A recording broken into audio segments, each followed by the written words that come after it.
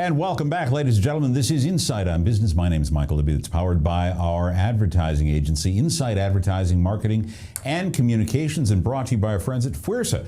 FWRSA, tax and business accountants that will take care of you, work hard for you until the cows come home. When I first heard about this story about a year ago, I don't know. I don't know. But in studio to flesh it all out for us is Rick Campbell and Mary Little. Now we're going to be talking about this project, and you might have been able to see it. Can you see it from the road? It's south of Des Moines on the west side of Interstate 35.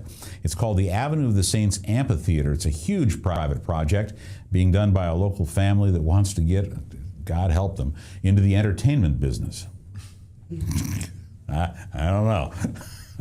And they're going about it very quickly. Welcome, Rick Campbell, and also Mary Little. Rick, this is a huge project. This is something that people don't do lightly. Well, before I go there, I want you to back up my story about the media. You had a great story. You used to work with the Flamingo Hotel out in Las Vegas. Tell me about that, about building relationships with the media. Well, when I took the position, I was actually brought in as their PR manager. Actually, we were taking a transition between making from a Flamingo to an Isla Capri. This was in Kansas City, actually.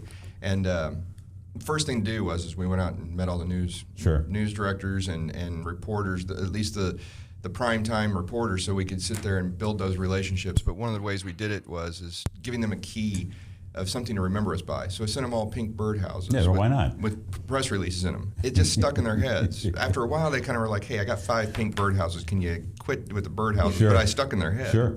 Well, this project that we're talking about, the Avenue of the Saints Amphitheater, you guys have been knocking on doors of the local media with this project as well, haven't you? Correct. And Correct. you've gotten some traction. We have, back to, as you were stating, and you and I talked about this during the break, a news reporter or a newscaster sometimes will just be looking for that negative story, right. A little bit of a negative story. And honestly, you drove out there a couple of months ago and you'd be like, okay, this is a big dirt pile happening out here. And there's no way they can take and pull it off.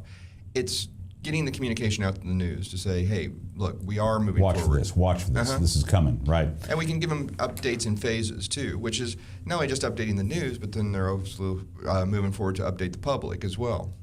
You know, again, when Renata Boland told me about this project, Rick, I thought, no, okay, fine, I believe you, because she's from a very determined family, kids, and a very successful business family.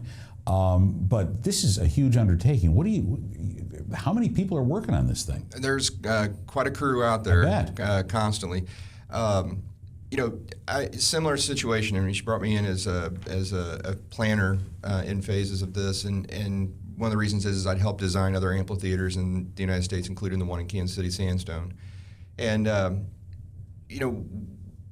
like you said, I went out there and I was a little skeptical at first, but then seeing the vision of what they saw. Right. And on top of that, you do a market feasibility study around here.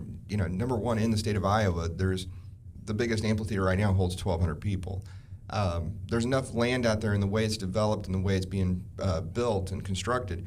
We're going to be able to seat 18,000. Yeah. Well, let's take a look at the slide, Ryan. This is the Avenue of the Saints Amphitheater.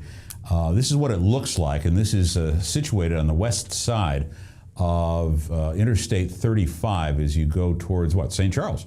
Yes. St. Charles, Iowa. Okay, so tell us a little bit about this. This looks like a huge expanse. How long is it? Tell me a little bit more about this. Well, the side you have right now is the first phase of us to put on a few shows this year. The other slide, which I didn't know if Renata had sent it over to you, we'll have permanent seating in front of the stage. So you see the stage area there, basically stage area is to the far west, correct?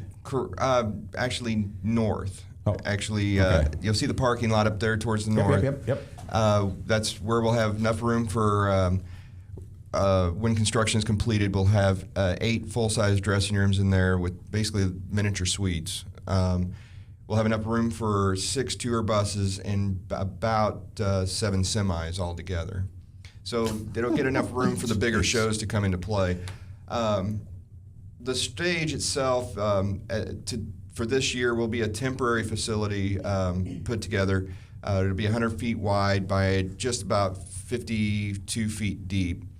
But the permanent stage, which will be constructed by next spring, it was supposed to be constructed right now, but we all saw that this winter, the white stuff that kept falling on the ground threw us off on our construction timelines a little bit.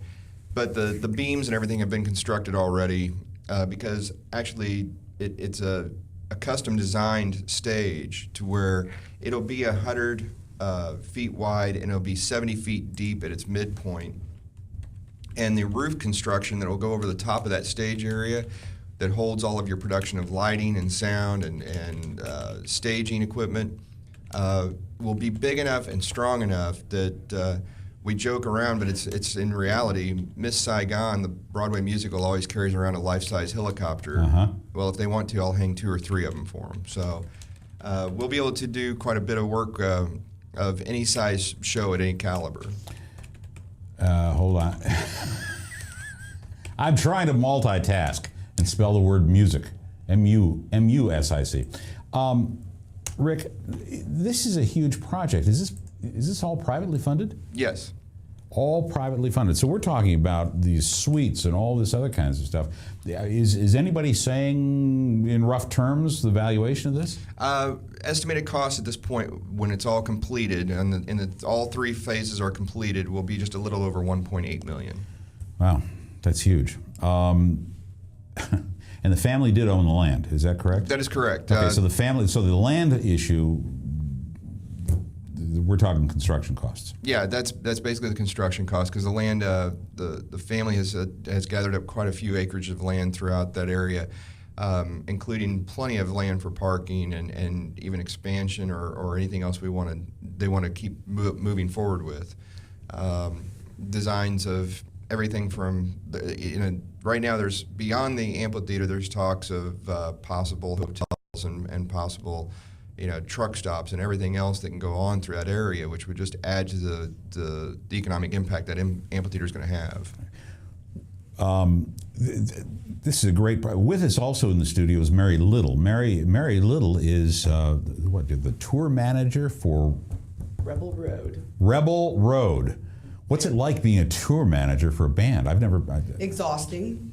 Yeah. It's not all glory. You're the person that does anything and everything, whatever needs to happen. We got involved with Avenue of the Saints. Go ahead. They come to us asking us to be a part of the show, and for the one simple reason that we wanted to do this is because a portion of all proceeds of this show will go to benefit our wounded warriors. Got it. So a large donation will be made to our Operation First Response. We'll do anything to help our military. Well, as long as we're talking about the show real quick, and I think, Ryan, have you got the billboard for this? This is a show that's coming yet. When? June 15th and 16th. We're just a month away, less than a month away. And you've got all these bands coming to town and all of this activity going on. And you've got stages being built, and you guys are rocking and rolling. June 15 and 16, we've got the piece up now. This is the billboard, if you will. Better Than Ezra. Where are you guys at, Mary? On June 16th, the Country June 16th. Day. Okay, so we've got two. Okay, tell me a little bit about. We'll keep the slide up there so people can see. But tell me, Mary Little, what's the venue? So we're doing the rock thing on June 15th is Rock Day, featuring Better Than Ezra, Sister Hazel, Tonic, Decoy, Vertical Horizon. A lot of my favorites, but I'm in the country business, so. Mine too. I had a vodka and tonic just the other day. My band, of course, Rebel Road, will be playing on Country Day with Diamond Rio, Sawyer Brown, Mark Wills, now those names I know. Cowboys, Emerson Drive, JT Hodges. I've had the pleasure of meeting quite a few of them, so we're excited to play with them. Diamond Rio, 6-time vocal group of the year. Yeah. Mark Wills, excellent. Sawyer Brown, been around for a long time. So we're going to transition over here to Rick. We're going to ask this question when we come back. We're going to take a quick break. And when we come back, we're going to ask Rick, why in the heck would you want to get into this business? We understand that the next largest outside amphitheater may hold 100 people, where this is going to hold thousands more. But the question is, there's lots of outdoor music activities going on within the Des Moines Metro. Why in the world would you want to get into this? And some of the pitfalls of doing live music, especially outdoors. All that and more when we come back. This is Insight on Business. We're powered by Webcast One Live and our advertising agency, Inside Advertising, Marketing, and Communications. We'll be back right after this.